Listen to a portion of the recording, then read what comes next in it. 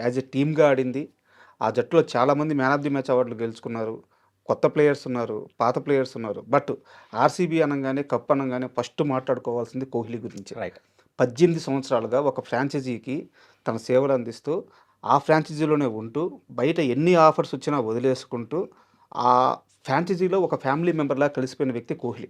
So, ఒక్కసారి Kohli IPL cup lift చేస్తే చూడాలని కొన్ని కోట్ల హృదయాలు వెయిట్ చేస్తున్నాయన్నమాట. సో, ఆ విజువల్స్ సాధ్యమయ్యే ఛాన్స్ ఉందా?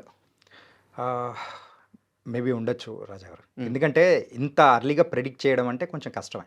ఇప్పుడు ఫర్ ఎగ్జాంపుల్ ముంబై ఇండియన్స్ ఫైనల్‌లోకి వచ్చి ఉంటే, అప్పుడు ఆర్‌సీబీ వైపే నేనున్నానని చెప్పిండేవాడిని.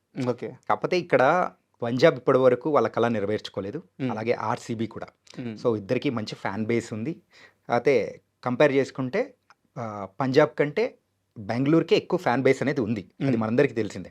కాకపోతే వాళ్ళు లిఫ్ట్ చేయాలనే ఆశ అనేది ఏదో ఉంది. ఒకవేళ ఓడిపోతే హ్మ్. అంతకంటే మరొక బిగ్గెస్ట్ డిసప్పాయింట్‌మెంట్ అనేది కూడా ఉంటది. ఓకే. చరిత్రలో నిలబడిపోయేటట్టు అలా నిలబడిపోతుంది. ఒకవేళ ఒకవేళ గెలిచినా అంతే. గెలిచినా కూడా అంతే. హ్మ్.